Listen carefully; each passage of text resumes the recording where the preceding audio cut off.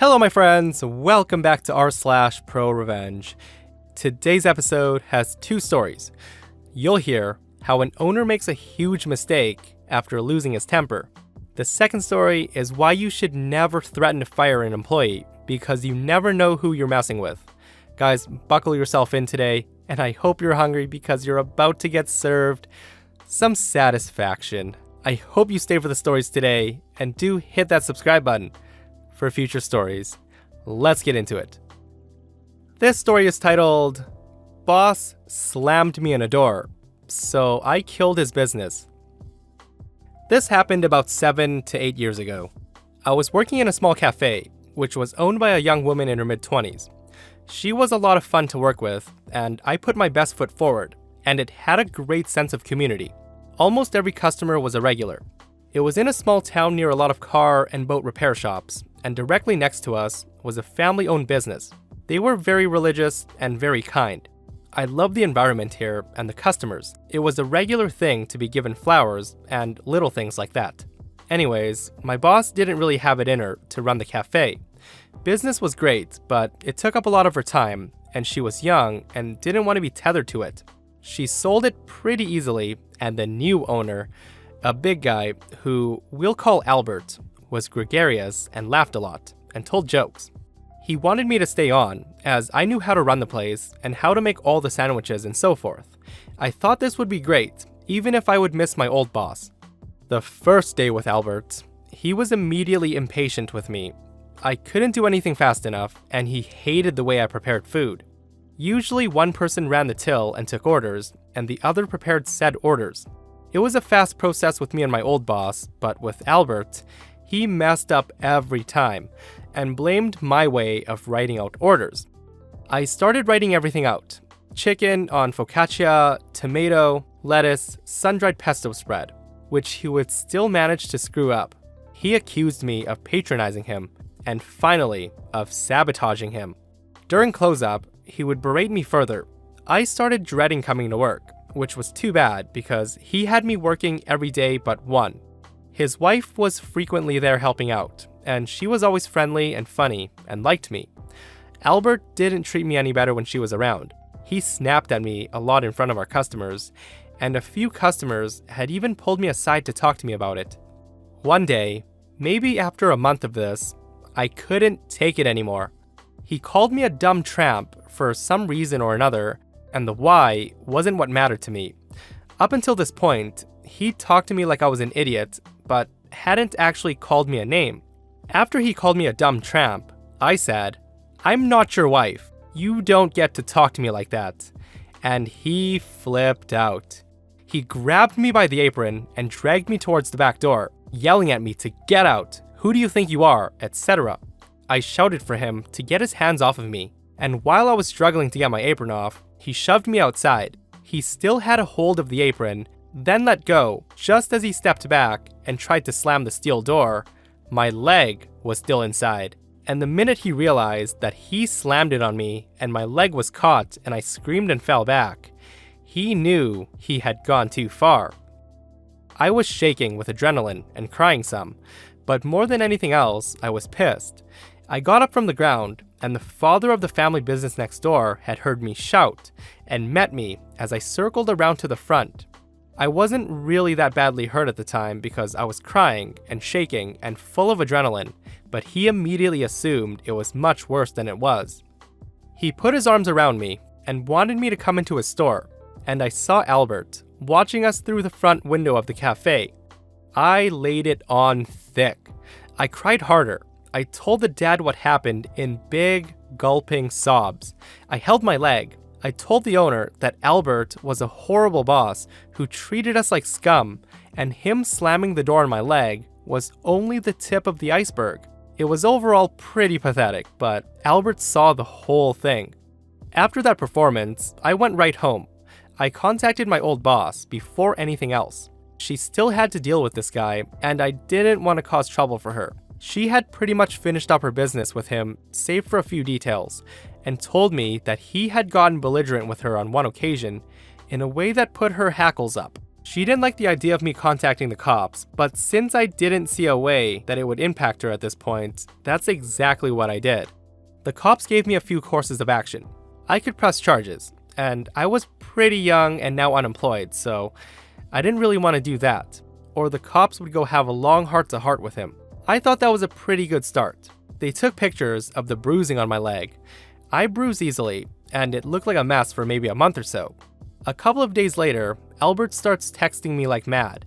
He wants to meet me to give me my last check. I told him he could mail it. He refused and kept insisting that I come to the cafe in the morning before opening so we could talk.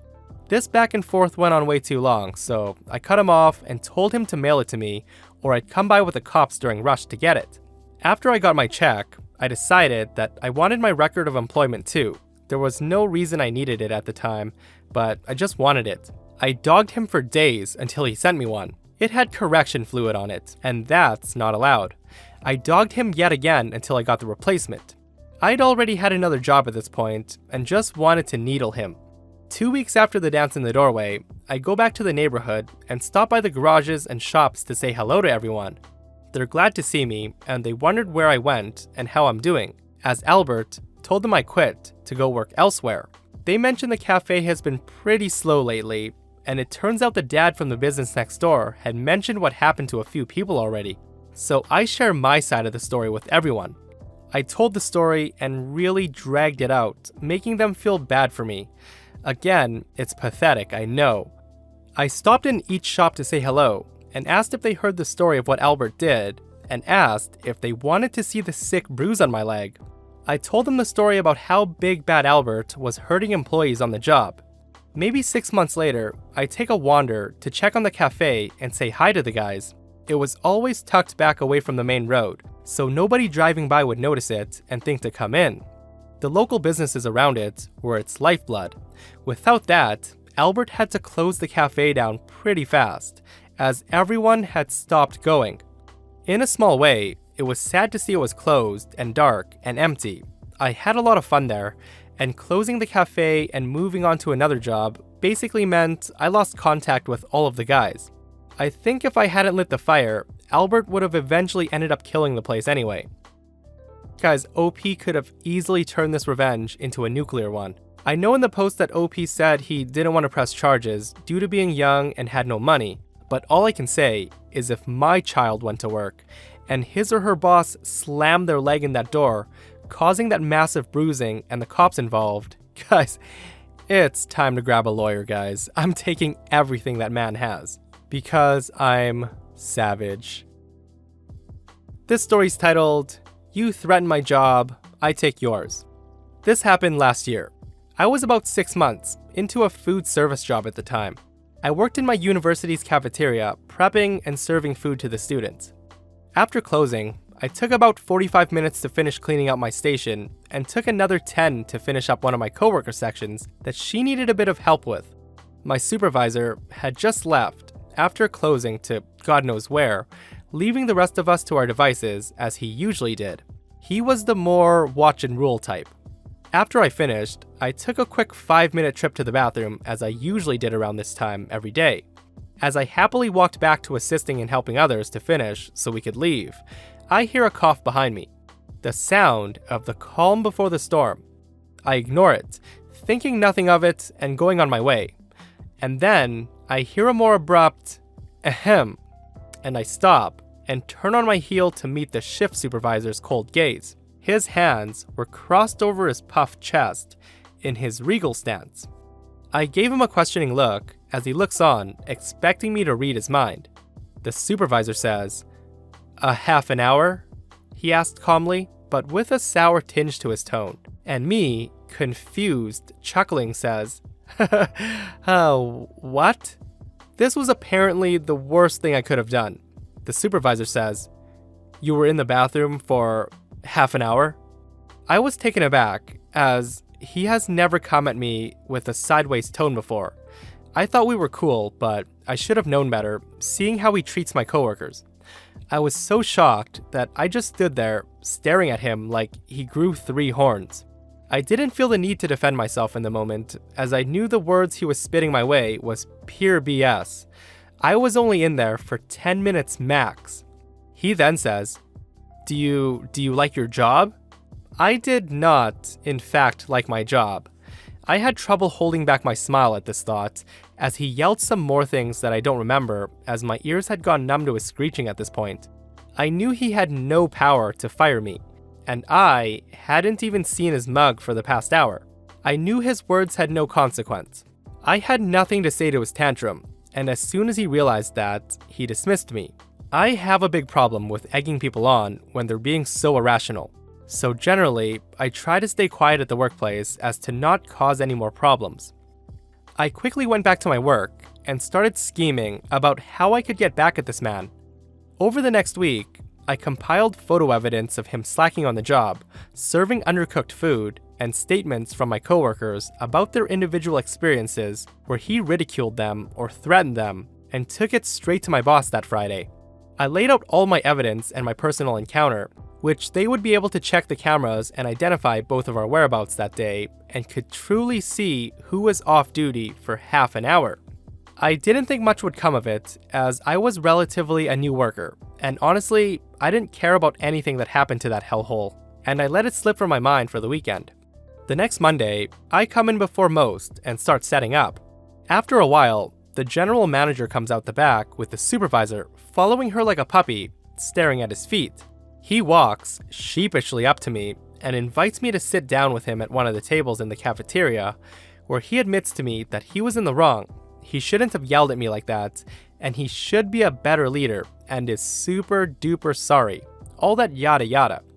I sat there with the biggest grin on my face as he practically groveled at my feet, begging for forgiveness as his boss watched on. This man that sat so high on his horse for the past 6 months has been broken down. I watched on in celebration as he then apologized to each of my coworkers individually. Not but a week later, he was demoted to a backroom cook, and I had been given the role of shift supervisor as I had prior experience before. We never had a problem after that, and he was generally an okay guy. I hope he really did learn his lesson and didn't say all those things just to get it over with. Either way, this was the sweetest revenge of my life. I have since quit that job and work for a company with people who actually know how to respect others as individuals, whether their position is below or above their own. OP's boss is a great person. You guys know how many managers or people higher up out there don't take employee complaints very seriously, and especially from a new employee? Good on her for realizing that the supervisor was on a mad power trip and not doing their job properly, and stepping in before it gets out of hand. Also, how the heck did the supervisor keep getting away with serving undercooked food? What kind of place is this? And that's it for this episode of r/ProRevenge. Guys, if you didn't catch my last episode of ProRevenge, OP destroys her supervisor's career by exposing him as a thief. And it's an incredible tale. So if you haven't heard it, go listen to it right now. If you're unsubscribed, be sure to hit that subscribe button so you don't miss out on future revenge stories. And I'll see you guys in the next one.